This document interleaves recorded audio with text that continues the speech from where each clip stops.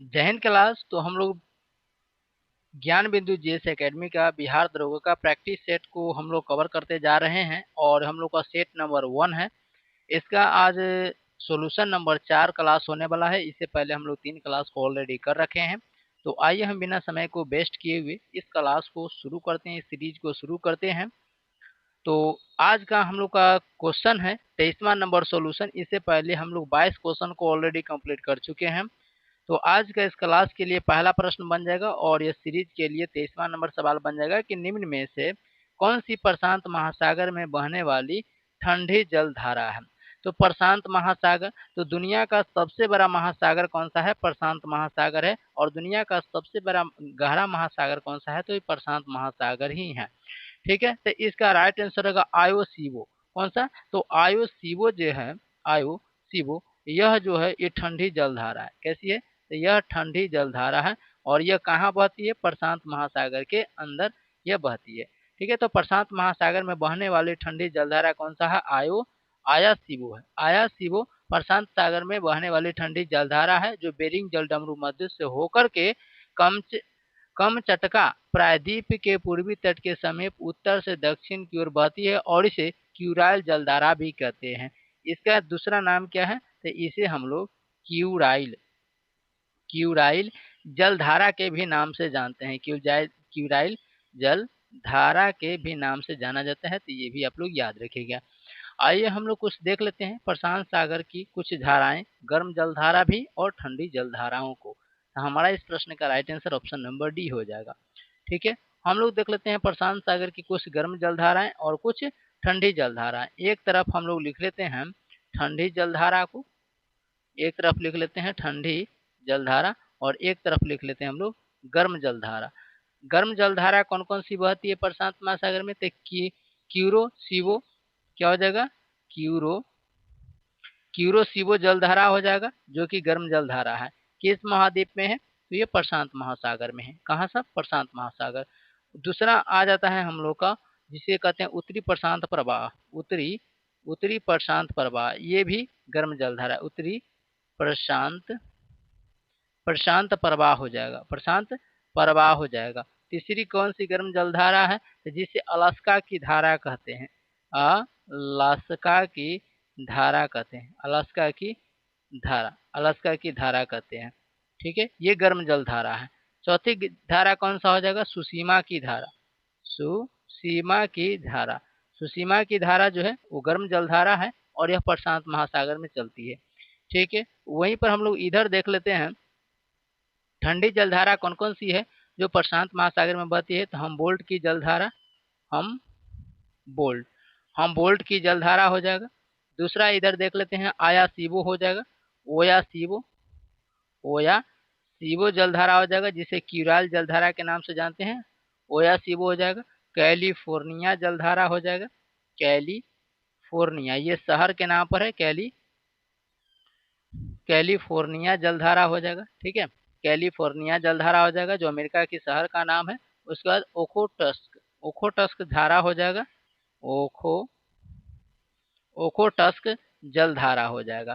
ठीक है, यहीं पर हम लोग पांचवा जो है वो ठंडी जलधारा की, गर्म जलधारा की बात करें तो पांचवा में आ जाएगा पूर्वी ऑस्ट्रेलिया की धारा। पूर्वी ऑस्ट्रेलिया की धारा, इसे हम लोग गर्म जलधारा में लिख देते हैं। ठीक है, ये गर्म जलधारा में लिख देते हैं जलधारा, गर्म जलधारा।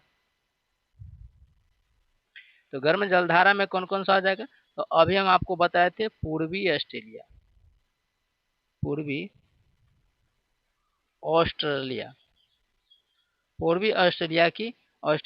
की धारा। ठीक है, वहीं पर होला एल नीनो। अगला हम देख लेते हैं एल नीनो एल नीनो। तो हमने कितनी जलधाराएं को देख लिया? तो टोटल उधर 4 देखे थे और इधर टोटल 2 देखे थे। टोटल हो जाएगा 6। यानी कि क्यूरोसीवो जलधारा, उत्तरी प्रशांत प्रवाह, अलास्का की धारा, सुसीमा की धारा, पूर्वी ऑस्ट्रेलिया धारा और एल नीनो, ये सभी के सभी प्रशांत महासागर में बहने वाली गर्म की जलधाराएं हैं। ठीक है, और आया सीवो को ही हम लोग क्यूराइल की जलधारा कहते हैं। हमारा राइट आंसर हो जाएगा प्रशांत महासागर में बहने वाली ठंडी जलधारा कौन सा? ओया सीवो हो जाएगा। चलिए अगला नंबर क्वेश्चन की ओर हम लोग चलते हैं। 24 कहता है कि वर्तमान में भारतीय संविधान में कितने मूल अधिकार हैं। तो वर्तमान का जिक्र किया है कि वर्तमान में भारत में अभी तक मूल कितने अधिकार हैं, वो भी भारतीय संविधान में। तो टोटल 6 हो जाएंगे। कितने हो जाएंगे? तो टोटल अभी 6 हो। इसका right answer option number C हो जाएगा। और वो 6 कौन कौन सा है? तो पहला हम लोग देखेंगे जिसे समता का अधिकार कहते हैं, जो अनुच्छेद 14 से 18 तक इसका जिक्र है। पहला कौन हो जाएगा? तो समता का अधिकार, समता का अधिकार हो जाएगा। समानता का अधिकार यानी समता का अधिकार, जो अनुच्छेद 14 से लेकर के 18 तक इसका जिक्र है। दूसरा जो हो जाएगा मूल अधिकार, जिसे स्वतंत्रता का अधिकार कहते हैं, यानी कि आजादी की स्वतंत्रता, स्वतंत्र स्वतंत्रता स्वतंत्रता का अधिकार, स्वतंत्रता का अधिकार, इसका जो अनुच्छेद का उल्लेख है वो 19 से लेकर के 22 तक है। 19 से 22 अनुच्छेद में इसका वर्णन है। शोषण के विरुद्ध अधिकार, तीसरा जो मूल अधिकार है वह है शोषण के विरुद्ध अधिकार, शोषण शोषण के विरुद्ध शोषण के विरुद्ध अधिकार, ये है अनुच्छेद 23 से 24 में। अनुच्छेद 23 से 24 में इसका वर्णन है। चौथा जो मूल अधिकार है, जिसे हम लोग धर्म की स्वतंत्रता, धर्म की, आप जो भी धर्म अपनाना चाहते हैं अपना सकते हैं। तो धर्म की स्वतंत्रता, धर्म की स्वतंत्रता, स्वतंत्रता ये आप अपना सकते हैं, चाहे कोई भी धर्म। इसके लिए भारत की आज़ादी आपको मूल अधिकार खुला छूट देता है। तो 25 से यह 28 के अनुच्छेद में वर्णन है। ये पांचवा अनुच्छेद कौन सा हो जाए, पांचवा मूल अधिकार कौन सा हो जाएगा? ये संस्कृति और शिक्षा का अधिकार, संस्कृति संस्कृति और शिक्षा का अधिकार, संस्कृति और शिक्षा का भी जो अधिकार है ये भी मूल अधिकार है। इसका जो उल्लेख है हमारे संविधान में अनुच्छेद 29 से लेकर के 30 तक में है। किसमें है? 30 में।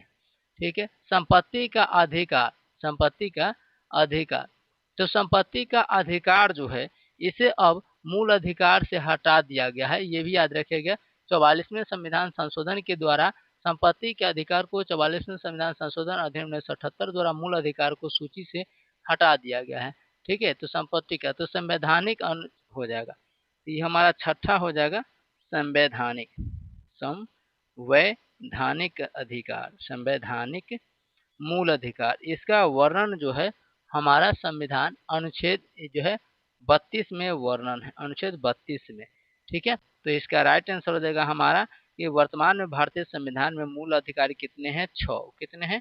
6 हो जाएंगे। ठीक है। सातवां जो हम बताए हैं संपत्ति का अधिकार, यह अब मूल अधिकार नहीं रह गया है।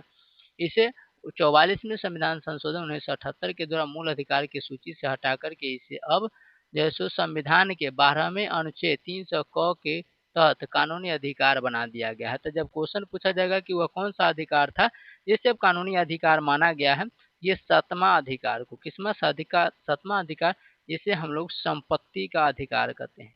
क्या कहते हैं? संपत्ति का अधिकार। संपत्ति का अधिकार को, संपत्ति का अधिकार को क्या कहा गया है? ये कानूनी अधिकार बना दिया गया है। संपत्ति का अधिकार को कानूनी अधिकार बना दिया गया है कि इसका देख रेख अब कानून करेगा। ठीक है। ये कानून के अंदर में चलेगा। हमारा right answer option number C हो जाएगा। आइए अगला नंबर सवाल है 25। 25 नंबर क्वेश्चन है भारतीय संविधान के अनुसार सरकार का प्रमुख कौन होता है? तो भारतीय संविधान के अनुसार सरकार का प्रमुख जो होता है वो होता है प्राइम मिनिस्टर, यानी भारत के प्रधानमंत्री। यानी प्रधानमंत्री भारतीय संविधान के अनुसार सरकार का सबसे प्रमुख जो होता है वो प्रधानमंत्री को माना गया है। तो इसका राइट आंसर हो जाएगा ऑप्शन नंबर बी, क्योंकि बिना प्रधानमंत्री के मंत्रिपरिषद का कोई अस्तित्व ही नहीं होता है। बिना प्रधानमंत्री के कोई मंत्री का अस्तित्व नहीं होता है। जिस तरीके से बिना टीचर के जो है वो क्लास का कोई अस्तित्व ही नहीं बचता है, कोई स्टूडेंट बिना गुरु के ही ज्ञान ही नहीं होता है, उसी तरीके से बिना प्रधानमंत्री के बिना जो है मंत्रिपरिषद का कोई अस्तित्व भी नहीं बचता है। इसका राइट आंसर हो जाएगा ऑप्शन नंबर बी हो जाएगा। चलिए आइए अगला नंबर सवाल है 26। 26 कहता है राज्यसभा में प्रतिनिधित्व के लिए अमेरिका के समान प्रतिनिधित्व प्रणाली का प्रयोग तब होगा। तो ये राज्यसभा में प्रतिनिधित्व के लिए अमेरिका के समान अगर प्रतिनिधित्व प्रणाली का अपनाया जाए तो इसका प्रयोग कब किया जाएगा? तो इसका प्रयोग किया जाएगा अधिक जनसंख्या वाले तथा कम जनसंख्या वाले राज्यों में राज्यसभा के प्रतिनिधित्व बराबर होगा तब। तो ऑप्शन नंबर बी इसका राइट आंसर हो जाएगा। आइए अगला नंबर 27 क्वेश्चन देखते हैं। 27 कहता है कि स्वतंत्रता के पश्चात यानी स्वतंत्रता की हम लोग को आज़ादी के समय सर्वप्रथम किसकी सिफारिश पर प्राक्कलन समिति का गठन किया गया था? तो प्राक्कलन समिति का जो गठन किया गया था वो जॉन मथाई थे। किनके? जॉन मथाई के प्राक्कलन, जॉन मथाई के सिफारिश पर इसे प्राक्कलन समिति का स्थापना किया गया था। तो ऑप्शन नंबर कौन सा आ जाएगा? बी। अब ये स्वतंत्रता के पश्चात पहली बार जॉन मथाई की सिफारिश पर 1950 में, कब? 1950 ईस्वी में सर्वप्रथम प्राक्कलन समिति का गठन किया गया था। क्वेश्चन पूछेगा कि स्वतंत्रता के पश्चात स्वतंत्रता के मिलने के समय सर्वप्रथम किसकी सिफारिश पर प्राक्कलन समिति का गठन किया गया? जॉन मथाई। और ये कब इसकी स्थापना हुआ था? 1950 में, 1950 में। ठीक है, यह समिति भी सरकार के वित्तीय कामकाज से संबंधित था, ये भी याद रखेंगे। इसके प्रमुख कार्यों में वार्षिक अनुदानों की भी जांच करना, अतिरिक्त व पूरक अनुदानों पर चर्चा करना था। इस समिति में सदस्यों की संख्या टोटल 30 थी। कितना था? तो इसमें टोटल सदस्यों की जो संख्या था, इसमें टोटल सदस्य की जो संख्या था वो 30 था, यानी 30 था। कितना? 30 था। लोकसभा में अनुमानित प्रतिनिधित्व पद्धति से एकल संक्रमणीय मत द्वारा निर्वाचित होते थे और इसके अध्यक्ष की नियुक्ति लोकसभा अध्यक्ष दिलाते थे। तो जो ये प्राक्कलन समिति के अध्यक्ष होते थे उसे निर्वाचित यानी उसकी नियुक्ति कौन करते थे? ये लोकसभा के अध्यक्ष करते थे। लोकसभा के अध्यक्ष नियुक्ति पत्र दिलाते थे, नियुक्ति पत्र दिलाते थे। तो ये भी आप लोग याद रखा है।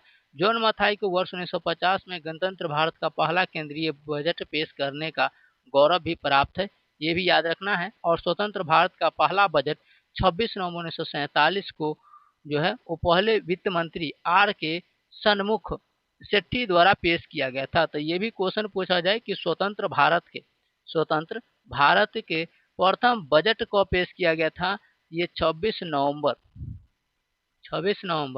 1947 को इसे पेश किया गया था। और ये पहले वित्त मंत्री कौन थे? पहले वित्त मंत्री, क्योंकि बजट जो पेश करता है वो वित्त मंत्री ही पेश करता है और 1 रुपए का जो सिक्का होता है उस पर सिग्नेचर ही वित्त मंत्री का होता है, जबकि जो कागजी नोट होता है उस पर सिग्नेचर जो होता है वो आरबीआई के गवर्नर का सिग्नेचर होता है। ठीक है, तो ये वित्त मंत्री कौन थे? तो उस समय वित्त मंत्री जो थे वो आर के सन्मुख थे। कौन थे? आर के सन्मुख थे, आर के सन्मुख थे, ये भी याद रखना है। प्रथम, और ये कब जैसे पेश किया गया था? तो 26 नवंबर 1947 को, और उस समय के प्रथम वित्त मंत्री आर के सन्मुख थे। तो स्वतंत्र भारत के प्रथम वित्त मंत्री कौन थे? आर के सन्मुख। और इन्हीं के द्वारा 26 नवंबर 1947 को प्रथम बजट को जो है सो पेश किया गया था। मात्र 7.5 महीने की अवधि के लिए चुने गए थे। कितने? तो सिर्फ 7.5 महीना, 7.5 महीना के लिए इन्हें जो है वित्त मंत्री के 7 महीना के लिए इन्हें वित्त मंत्री के पद पर नियुक्त किया गया था। तो ये भी आप लोग याद रखें। भारत में बजट प्रणाली का संस्थापक जेम्स बिलियन को माना जाता है, ये भी याद रखना है कि बजट प्रणाली का संस्थापक किसे माना जाता है? तो बजट प्रणाली का जो संस्थापक है, तो बजट प्रणाली का जो संस्थापक है जिसे जेम्स विल्सन को माना जाता है, विल्सन को माना जाता है। ठीक है, हमारा राइट आंसर था कि स्वतंत्रता के समय सर्वप्रथम किसकी सिफारिश पर प्राक्कलन समिति का गठन किया गया था? तो ये किया गया था जॉन मथाई। ऑप्शन नंबर 20 का राइट आंसर हो जाएगा। आइए नेक्स्ट क्वेश्चन है 28 नंबर है कि राष्ट्रीय पिछड़ा आयोग की स्थापना कब की गई थी? राष्ट्रीय पिछड़ा आयोग की स्थापना कब किया गया था? ये किया गया था 1993 ईस्वी में। ऑप्शन नंबर 20 का राइट आंसर होगा। 102वें संविधान संशोधन अधिनियम 2018 के तहत संविधान में एक नया अनुच्छेद 338 ख का प्रावधान किया गया था, जिससे पिछड़ा वर्ग आयोग अब एक संवैधानिक संस्था बन गई थी। तो ऑप्शन नंबर 20 का राइट आंसर हो जाएगा। आइए 29 नंबर सवाल को हम लोग करते हैं। 29 कहता है कि स्वतंत्र भारत के प्रथम खाद्य एवं कृषि मंत्री कौन थे? तो स्वतंत्र भारत के प्रथम खाद्य एवं कृषि मंत्री डॉक्टर राजेंद्र प्रसाद जो हैं वो हो जाएंगे, और भारत के प्रथम राष्ट्रपति भी ये डॉक्टर राजेंद्र प्रसाद जी हो जाएंगे। डॉक्टर राजेंद्र प्रसाद जी का जो जन्म है वो सारण जिला में हुआ था। कौन सा जिला? सारण जिला में इनका जन्म होता है। सारण जिला में इनका जन्म होता है, और यह जो है सारण जिला में जन्म होता है, और ये बिहार के रहने वाले हैं, क्योंकि सारण जिला कहाँ है? बिहार के। लेकिन गांव का नाम क्या था इनका? तो गांव का नाम था जीरादेई। गांव का नाम था जीरादेई था, ये भी आप लोग याद रखिएगा। ठीक है, आइए स्वतंत्र भारत का पहला मंत्रिमंडल 1947 में गठित किया गया था, तो उसे हम लोग देख लेते हैं कि उस समय 1947 के दौर में हमारे देश के प्रधानमंत्री, गृह मंत्री, रेलवे एवं उद्योग और स्वास्थ्य, श्रम और कार्य मंत्री कौन कौन से थे। ठीक है, तो 1947 के दौर के अनुसार हमारे देश के जो प्रधानमंत्री थे यानी कि पीएम थे, पीएम थे वो कौन थे? तो वो थे पंडित जवाहरलाल नेहरू। पंडित जवाहरलाल नेहरू थे, ये भी याद रखना है। ठीक है, उसके बाद तो ये पहला हो गया कि प्रधानमंत्री। दूसरा है हम लोग को कि गृह मंत्री, सूचना एवं प्रसारण राज्यों के मामले मंत्री कौन थे? तो गृह मंत्री। गृह मंत्री कौन थे? तो ये सरदार वल्लभ भाई पटेल थे। सरदार वल्लभ भाई पटेल थे, ये भी याद रखना है, सरदार वल्लभ भाई पटेल थे। जबकि रेलवे एवं परिवहन मंत्री कौन थे? रेलवे रेलवे रेलवे एवं परिवहन मंत्री एवं परिवहन मंत्री कौन थे? तो रेलवे एवं परिवहन मंत्री डॉक्टर जॉन मथाई थे। डॉक्टर जॉन मथाई थे। ठीक है, मथाई थे, ये भी याद रखना है, डॉक्टर जॉन मथाई थे। ठीक है, जबकि वहीं पर हम लोग देखें कि उद्योग एवं आपूर्ति मंत्री कौन थे? उद्योग उद्योग उद्योग एवं आपूर्ति मंत्री, उद्योग एवं आपूर्ति मंत्री कौन थे? तो उद्योग एवं आपूर्ति मंत्री डॉक्टर श्यामा प्रसाद मुखर्जी थे। डॉक्टर श्यामा श्यामा प्रसाद मुखर्जी थे। जबकि स्वास्थ्य मंत्री की अगर हम लोग जिक्र करें कि हमारे भारत में 1947 के मंत्रिमंडल के अनुसार स्वास्थ्य मंत्री कौन थे? स्वास्थ्य मंत्री कौन थे? तो स्वास्थ्य मंत्री उस समय के हमारे थे राजकुमारी अमृत कौर। राजकुमारी राजकुमारी अमृत कौर थी। ठीक है, वहीं पर हम लोग देखें कि श्रम मंत्री कौन थे? श्रम मंत्री श्रम मंत्री उस समय के कौन थे? श्रम मंत्री हमारे 1947 के थे जगजीवन राम। जगजीवन राम थे। जगजीवन राम थे। ठीक है, वहीं पर हम लोग देखें कार्य एवं खनन मंत्री, कार्य एवं खनन या खान एवं ऊर्जा मंत्री एवं ऊर्जा मंत्री कौन थे? तो ये हमारे थे V N Gadgil. V N Gadgil थे। गाडगिल थे, तो ये आप लोग याद रखिएगा। ये 1947 के मंत्रिमंडलों के कुछ लिस्टें थी। तो हमारा राइट आंसर कौन सा हो जाएगा? ये हमारा राइट आंसर हो जाएगा भाई कि स्वतंत्र भारत के कृषि मंत्री एवं खाद्य मंत्री कौन थे? Doctor Rajendra Prasad. Option number सी इसका सही उत्तर। नेक्स्ट है 30 नंबर सवाल है कि निम्नलिखित में से कौन प्रारूप समिति के सदस्य नहीं थे? यहाँ पर देख लेना है कि नहीं थे। इसका राइट आंसर होगा पीवी नरसिम्हा राव। पीवी नरसिम्हा राव जो थे वो प्रारूप समिति के सदस्य नहीं थे। ऑप्शन नंबर सी इसका राइट आंसर हो जाएगा। ठीक है, पीवी नरसिम्हा राव प्रारूप समिति के सदस्य नहीं थे, जबकि बी आर भीमराव अंबेडकर की अध्यक्षता में गठित प्रारूप समिति को गठन किया गया था। तो क्वेश्चन पूछा जाएगा कि प्रारूप समिति के गठन किसकी अध्यक्षता में किया गया था? ये भीमराव अंबेडकर के अध्यक्षता में किया गया था। संविधान सभा की समेत विशिष्ट समितियों में शामिल थी। इसका गठन 29 अगस्त 1947 को हुआ था। ये भी याद रखना है कि प्रारूप समिति का गठन कब किया गया था? प्रारूप समिति का गठन कब किया गया था? तो 29 अगस्त 1947। 29 अगस्त 1947 को इसका गठन किया गया था। ठीक है, 29 अगस्त 1947 को, जिसमें 6 सदस्य शामिल थे। इसमें अध्यक्ष के अतिरिक्त अध्यक्ष के अलावा इसमें 6 सदस्य शामिल थे। अध्यक्ष लेकर के 7 हो जाएगा। इसमें 6 सदस्य जो थे, 6 सदस्य शामिल थे। और वो 6 सदस्य कौन कौन से हैं, तो आइए हम लोग 6 सदस्य को देख लेते हैं कि 6 सदस्य वो कौन कौन से थे।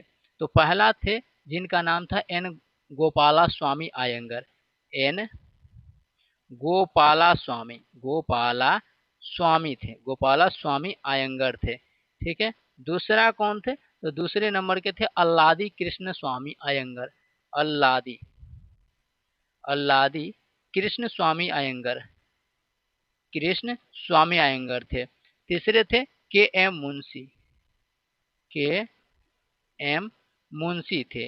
तो तीसरे अध्यक्ष जो सदस्य थे वो के एम मुंशी जी थे।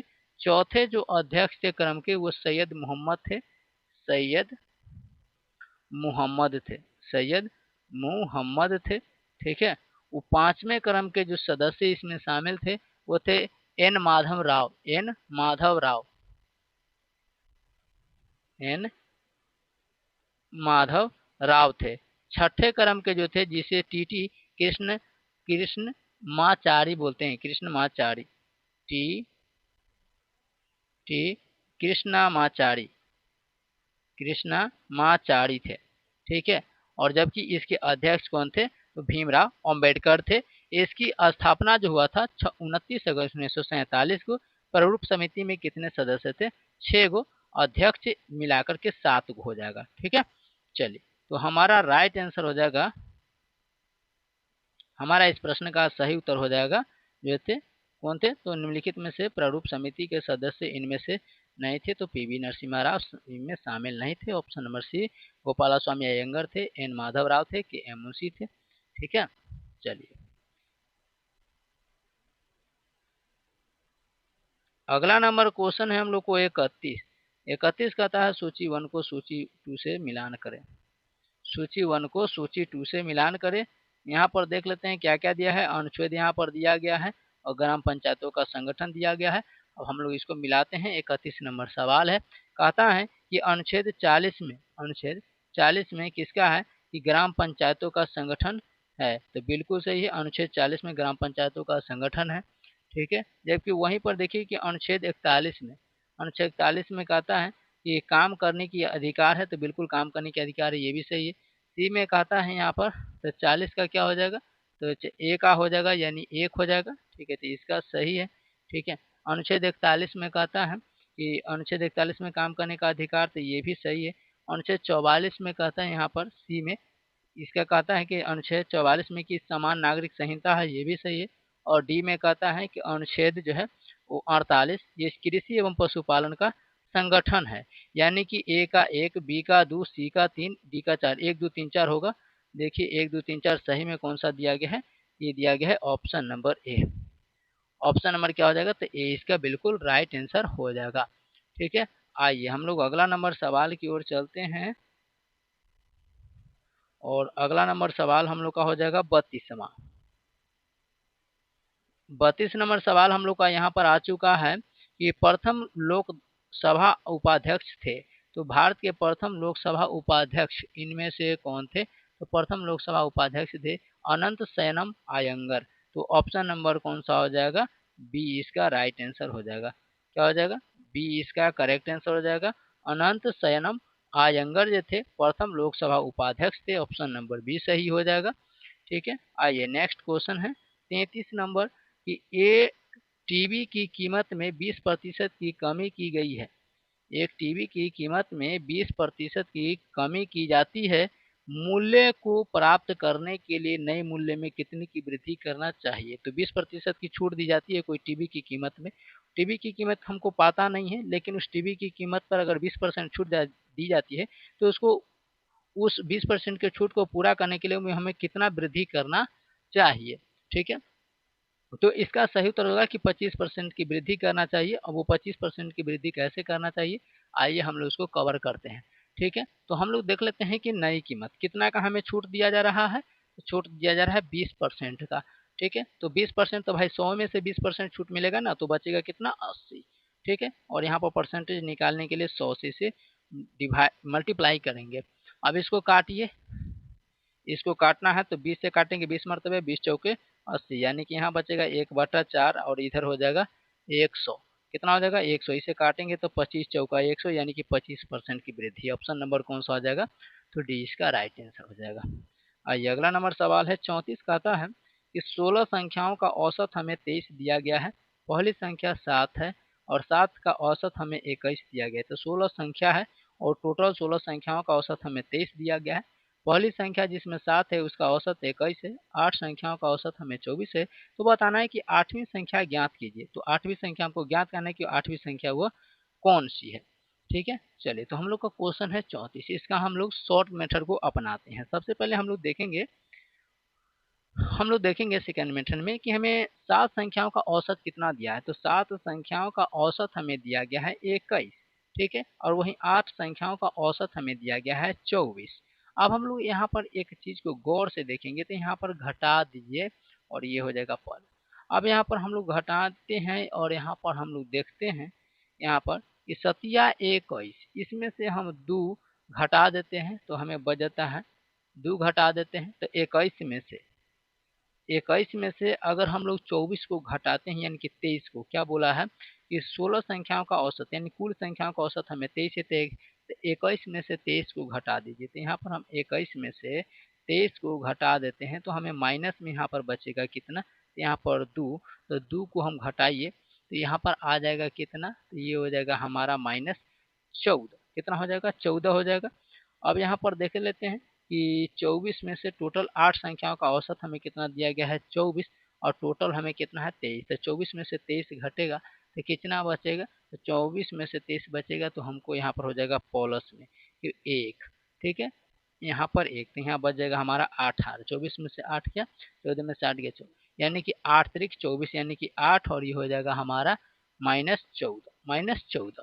ठीक है, अभी दोनों को क्या करते हैं तो देखते हैं 14 और 8 में कितना का अंतर है, तो माइनस प्लस, तो -14 और +8 है तो प्लस माइनस मिलकर क्या होता है माइनस। तो -14 में से 8 को घटाना है, ये बचेगा कितना -6 घटाएं क्योंकि माइनस में से घटा रहे हैं तो 6 बचेगा। यानी हम इसका कह सकते हैं, इसका मतलब 6 संख्या ज्यादा होगी। 8वीं संख्या 23 + 6, तो संख्या 23 है टोटल और 8वीं संख्या 6 है। तो 23 में 6 को जोड़ दीजिए, 23 में 6 को जोड़ दीजिए, ये हो जाएगा 29। ये हो जाएगा 29। ऑप्शन नंबर किस में दिया गया है 29, देखिए तो ऑप्शन नंबर सी में दिया गया है। ठीक है, चलिए नेक्स्ट क्वेश्चन है 35। कहता है कि 1500 मीटर की दौड़ है जिसमें ए बी को 100 मीटर से हरा देता है। 1500 मीटर का ये कुल दौड़ है, कितना का, ये 1500 मीटर का कुल दौड़ है जिसमें से ए जो है वो बी को 100 मीटर से हरा देता है, और बी जो है वो सी को 150 मीटर से हरा देता है। ठीक है, यानी हम लोग देखें कि ए जो है वो बी को ए जो है वो बी को 100 मीटर से हरा देता है। ठीक है, और बी जो है वो सी को 150 मीटर से हरा देता है। और देखते हैं, और ए जो है उसी को कितनी दूरी मीटर से हरा देगा, ए जो है वो सी को कितनी मीटर से हरा देगा। ठीक है, हमारा क्वेश्चन है 35। तो यहाँ पर देख लेते हैं, सभी का यहाँ पर रख देते हैं आराम से। ठीक है, चलिए ये देखिए, हम लोग इसको देखें तो 35 नंबर क्वेश्चन में के अगर हम लोग डायरेक्ट आंसर की बात करें तो 240 मीटर हो जाएगा, क्योंकि पहला वाला 100 था, पहला वाला 100 था और दूसरा था 150। तो देखेंगे तो 250 हो जाएगा, 250 हो जाएगा। लेकिन 250 कहीं पे ऑप्शन में ना है, क्योंकि भाई ए जो है वो बी को ए जो है वो बी को कितना से हरा रहा है 100 से, बी जो है वो कितना से हरा रहा है, तो ये 150 से हरा रहा है। ठीक है, और सी ए जो है वो सी को कितना से हरा देगा, तो ए से बी तक पहुंचने में इसको 100 मीटर लगा है, और बी से एक के बाद ए से सी तक, तो बी से सी तक, तो सी तक आने में यानी कि इस तरीके से, अगर आप लोग इस तरीके से देख सकते हैं, ए ये हो गया बी, तो ये दोनों में कितना हराया है 100 मीटर से। ठीक है, यहाँ पर बी और यहाँ पर सी हो जाएगा, तो सी हो जाएगा 150। यहाँ तक आने में, ए से बी तक आने में इसे 100 मीटर लगा है, और ए से सी तक आने में कितना लगेगा, तो 150। तो 100 उधर 150 इधर, 250 हो जाएगा। लेकिन 250 ऑप्शन में नहीं है, तो कितना मारेंगे हम लोग, 240 मारेंगे, 240। 40 मारेंगे। तो ऑप्शन नंबर डी, ये शॉर्टकट तरीका है, ठीक है, थोड़ा सा अलग सोचे हैं तब। बाकी इसका सोल्यूशन तो काफी बड़ा निकलेगा, ठीक है। और इसका सेकेंड मेथड भी क्या अपना सकते हैं, तो ये हमारा सेकेंड मेथड ही अच्छा लगा, ये वाला जो शॉर्टकट तरीका था। 36 नंबर सवाल कहता है 20% 20% 20% की क्रमिक छूट के बाद एक घड़ी का विक्रय मूल्य 640 रुपया है, तो घड़ी का अंकित मूल्य क्या था। यानी कि घड़ी का शुरुआती में कीमत कितना था जिस पर 20% का छूट दिया गया और तब जाकर के उसे बेचा गया 640 में, तो उसका शुरुआती मूल्य जो था वो क्या था। तो यहाँ पर हम लोग देख लेते हैं कि 20% का भाई पहले उसे छूट दिया गया था, कितना पर, 20% पर छूट उसे दिया गया था। तो 20% यानी कह सकते हैं कि 100 का 1/5, 100 का 1/5, यानी कि ये जो था MP, यानी कह सकते हैं मेन प्राइस जो था वो इसका अंतर यानी कि 5 हो जाएगा, उसके सिंपल प्राइस यानी कि जो हो जाएगा वो 4 हो जाएगा। अगर हम लोग देखते हैं कि फिर 20% का छूट दिया गया था, तो इसका हो जाएगा फिर 1/5 और फिर हो जाएगा 5 और 4। अगर हम लोग यहाँ पर सभी को देखा जाए शॉर्टकट तरीका के माध्यम से, तो 25 कोई भी चीज़ जो है यहाँ पर 25 25 हो जाएगा, गुना कर देंगे तो, और ये दोनों का गुना करेंगे तो 4 चौका 16, तो 25 और 16, 25 और 16, और इसमें देखा जाता है कि 20-20% के, तो 40 से इसे गुना कर दीजिएगा, तो 25 को 40 से गुना करेंगे, 25 को 40 से मल्टीप्लाई करेंगे, ठीक है। तो 25 को 40 से गुना करिए तो कितना हो जाएगा भाई, तो 0 के 0 और 0 के 0, 5 चौक 20, 25 को अगर हम लोग 40 से गुना करते हैं, 25 को 40 से गुना करते हैं, तो 25 चौका कितना हो जाएगा 100, 25 चौका हो जाएगा 100 और एक बार 0 है तो 1000 हो जाएगा। और फिर यहाँ पर 16 को 40 से गुना करना है, 16 चौका 64, 16 चौका 64 यानी 640 हो जाएगा, 640, तो इधर हो जाएगा 1000, इधर हो जाएगा 1000, इधर होगा 640, तो हमारा राइट आंसर होगा 1640। तो इसका सही उत्तर क्या हो जाएगा भाई, तो ऑप्शन नंबर हो जाएगा ए, यानी कि उसका कीमत कितना था, तो 1000, बेचा कितना में गया था, तो 640 में, तो ऑप्शन नंबर कौन सा आ जाएगा, तो ए, ऑप्शन नंबर ए।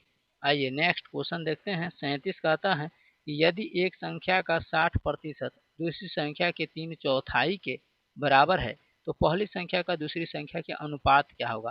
तो एक संख्या है 60%, दूसरी संख्या का 3/4 के बराबर है, तो पहली संख्या और दूसरी संख्या का अनुपात निकलना है, यानी कि रेशियो निकलना है। तो मान लीजिए 60% है और दूसरी तथा संख्या के 3/4 के बराबर है, तो 12×5 = 60, यानी कि हम लोग यहाँ पर देख लेते हैं 12×5 = 60 यानी कि 5:4, हम देख लेते हैं 5:4 को लेकर के इसको, तो मान लीजिए कि इसका आंसर हो जाएगा डी। लेकिन हम पहले देख लेते हैं कि मान लीजिए कि कोई संख्या है और संख्या हमको पहले पता नहीं, दूसरी संख्या के 3/4 के, तो दूसरी संख्या पहला नंबर तो पते नहीं है, तो मान लिया जाए कि एक मान लेते हैं, दूसरी संख्या को हम लोग जो है सो वाई मान लेते हैं, पहली संख्या को हम लोग एक्स माना, दूसरी संख्या को हमने वाई माना, ठीक है। अब यहाँ पर देखते रहते हैं कि एक्स प्लस कितना है, एक्स इंटू हो जाएगा, एक्स इंटू हो जाएगा, और हम यहाँ पर देखते हैं कि 60% थी, लेकिन संख्या और कोई भी चीज़ का 100% होता है। हमें जो था यहाँ पर देख सकते हैं कि पहले y ने एक्स है और y, यहाँ पर देखते हैं कि 3/4 लिए थे, 3/4 पूछ रहा है, तो 3/4 तो बराबर हो जाएगा, और यहाँ पर हो जाएगा x into Y, Y into 3/4, 3/4। अब हम इसको 3/4 को यहाँ पर लिख सकते हैं x इंटू 3/5 था, कि बराबर पहली संख्या की दूसरी संख्या का अनुपात निकलना है, यानी कि चौथाई का, तो 3/5 लिखेंगे और बराबर हो जाएगा y इंटू 3/4 हो जाएगा, ठीक है। x और y देख सकते हैं यहाँ पर भी है, यहाँ पर भी गुना में है दोनों, ये हो जाएगा x बटा यहाँ पर 5 हो जाएगा क्योंकि 3 से 3 खलास, और यहाँ पर वो हो जाएगा y बटा में हो जाएगा इधर 4 हो जाएगा, कितना हो जाएगा 4, यानी कि x/5 और y/4, यानी कि इधर हो जाएगा, अगर हम लोग देखें तो 4x हो जाएगा और इधर हो जाएगा 5y हो जाएगा। x और y का अनुपात देखें हम लोग, x और y का अनुपात देखें तो x का अनुपात 4 हो जाएगा, y का अनुपात 5 हो जाएगा, 4:5 हो जाएगा। ऑप्शन नंबर डी हम लोग का बिल्कुल सही हो जाएगा, ठीक है। चलिए नेक्स्ट क्वेश्चन है 38 नंबर का आता है कि किसी संख्या कोड में रोज को 68 21 तथा चेयर को 73 45 6 लिखा जाता है, तदनुसार सर्च कोड को क्या लिखेंगे। ठीक है, तो यहाँ पर देखिए कुछ नहीं करना है, ROSE लिखल है और R के लिए 6 अंक है। ठीक है, O के लिए 8 अंक है, S के लिए 2 है, E के लिए 1 है। उसी तरह लिखेंगे चेयर CHAIR, भाई देख लेना है लेटर। तो सी के लिए कितना यूज किया गया है, तो 7, सी के लिए 7 यूज किया गया है। ठीक है, सी के लिए 7 है। उसके बाद एच है तो एच के लिए 3 यूज किया गया है, 4 के ए के लिए 4 यूज किया गया है, 5 जो है वो आई के लिए यूज किया गया है और 6 जो है वो आर के लिए यूज किया गया, 6 जो है आर के लिए यूज किया गया। अब यहाँ कहता है सर्च, तो SEARCH तो एस के लिए इसमें से देखिए क्या है, एस के लिए यहाँ पर 2 है तो यहाँ पर 2 लिख दीजिए। उसका पूछा है ई, तो ई के लिए क्या यहाँ है तो 1 है, तो ई के लिए 1 यूज कर लीजिए। आप पूछा है क्या, तो ए के लिए कितना है तो 4 है, तो यहाँ पर देखिए ए के लिए 4 है। आर के लिए क्या है, तो आर के लिए दोनों में 6 है। सी के लिए क्या है, तो सी के लिए 7 है, तो सी के लिए हो जाएगा 7। और एच के लिए क्या है, तो एच के लिए 3 है। देखिए 21 46 73, 21 46 73 कहाँ है, 21 46 73 लास्ट में, 21 46 73, 21 46 73 ऑप्शन नंबर सी में, ऑप्शन नंबर सी में हो जाएगा। 39 नंबर क्वेश्चन कहता है निम्नलिखित में से लुप्त संख्या को ज्ञात करना है। 39 नंबर क्वेश्चन में कि लुप्त संख्या को इनमें से ज्ञात करना है। तो देखिए कॉलम के मान के जोड़ने पर देखा जाए तो पहला वाला है 1 2 5 3 8, इस सभी को जोड़ने पर कितना होता है, ये हो जाएगा 1 2 3 3 और 5 8 8 3 हो जाएगा 11, 4 1 5। ठीक है, उसी तरह देखा जाए तो 4 1 5 5 2 7 7 4 11, यहाँ पर देखिए 5 3 8 8 2 10 10 1, यहाँ पर 1 हो जाएगा। इसका राइट आंसर क्या हो जाएगा, ऑप्शन नंबर 1 हो जाएगा। ठीक है, 40 नंबर सवाल है मुद्रास्फीति। मुद्रास्फीति को हम लोग देखें तो 40 नंबर सवाल कहता है कि मुद्रास्फीति से सर्वाधिक लाभ निम्न में से किसको होता है। और बिहार पुलिस में यह क्वेश्चन पूछा गया था, इसका राइट आंसर होगा ऋणी को। किसको, ऋणी को। जो ऋण लेता है, जो कर्ज लेता है उसे मुद्रास्फीति होता है, तो उसे लाभ मिलता है। बाकी इसका डिस्कशन हम लोग नेक्स्ट क्लास में करेंगे। ताकि क्लास ज़्यादा लंबा ना हो, आप लोग कमेंट्स में जरूर बताइएगा कि क्या 1 1.5 2 घंटा का क्लास चलेगा। बाकी अभी हम क्लास को छोटे छोटे रखते हैं ताकि आपको बार बार रिविजन करने में मौका मिले और रिविजन करने में काफ़ी मजा लगे। ठीक है, चलिए तो आप लोग कमेंट्स में जरूर बताइएगा। मिलते हैं नेक्स्ट क्लास में, तब तक के लिए जय हिंद।